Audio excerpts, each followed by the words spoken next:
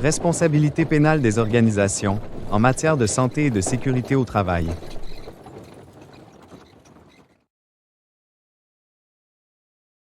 Tout commence dans une mine, à Plymouth en Nouvelle-Écosse, où une explosion tue 26 travailleurs, le 9 mai 1992 vers 5h20 du matin.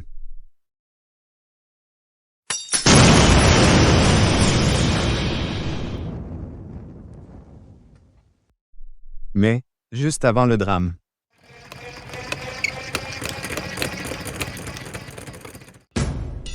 Des étincelles générées par de la machinerie provoquent la combustion d'une poche de méthane, alors que se trouvent au sol de grandes quantités de poussière de charbon.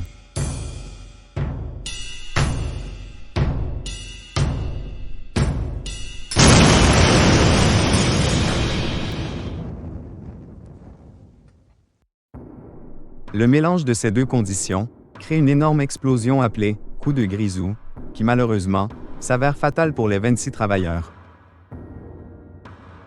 Cette catastrophe crée une onde de choc dans l'ensemble du pays.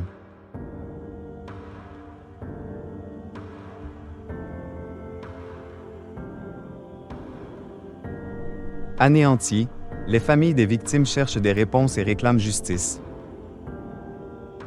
Comment un tel drame a-t-il pu se produire?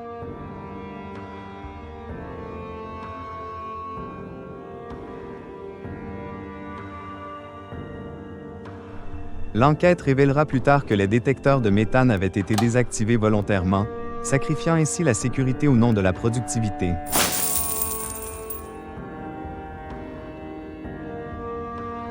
La population, outrée par le manque de diligence raisonnable de la part de l'employeur, tenta de pousser des réformes législatives pour tenir les entreprises responsables de tels drames. Malgré la gravité des faits, les dirigeants de la mine échappèrent aux poursuites criminelles, puisque les lois canadiennes ne permettaient pas à cette époque de punir adéquatement les entreprises pour leur négligence dans les cas de sécurité au travail.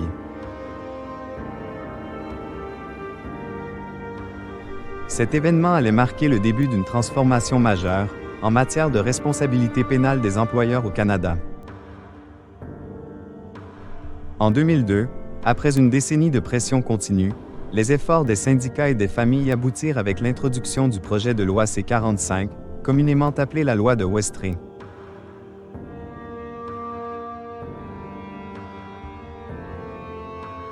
Ce projet de loi adopté en 2004 sous le nom de loi C-21 amenda le Code criminel canadien pour y inclure des dispositions spécifiques rendant les entreprises et leurs dirigeants criminellement responsables, en cas de négligence entraînant des blessures ou des décès sur le lieu de travail.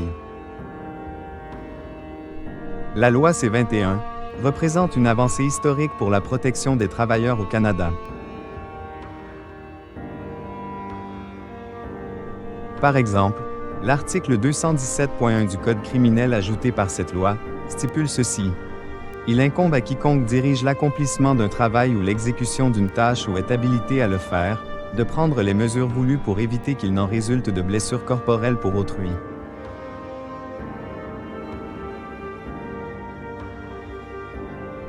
Les employeurs subissent alors une pression importante, les obligeant à faire preuve de diligence raisonnable pour garantir la sécurité de leurs employés.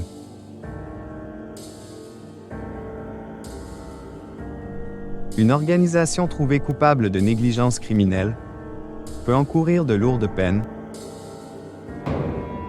allant de sanctions financières à l'emprisonnement pour les dirigeants responsables.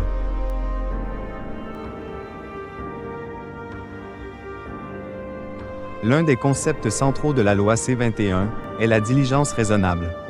En matière de santé et de sécurité au travail, cela signifie que les employeurs doivent non seulement identifier les dangers sur le lieu de travail, mais aussi mettre en place des mesures pour prévenir les accidents et les blessures.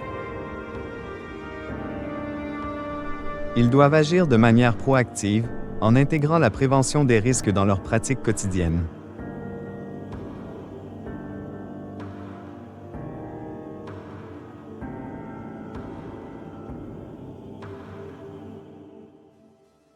Les employeurs doivent également s'acquitter de 3 devoirs essentiels.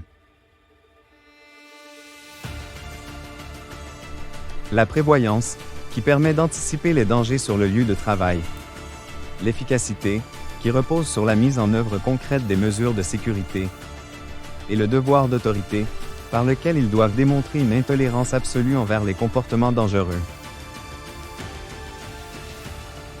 Pour terminer, l'histoire tragique de la mine de Plymouth est un rappel poignant des conséquences de la négligence en matière de sécurité. Les leçons tirées de cet événement ont cependant conduit à une réforme majeure du Code criminel, rendant les entreprises et leurs dirigeants plus responsables que jamais. Aujourd'hui, la diligence raisonnable et la prévention sont au cœur de la gestion des risques, en matière de santé et de sécurité au travail. La justice n'a toujours pas été rendue aux victimes du passé, mais elle veille désormais sur les travailleurs du futur.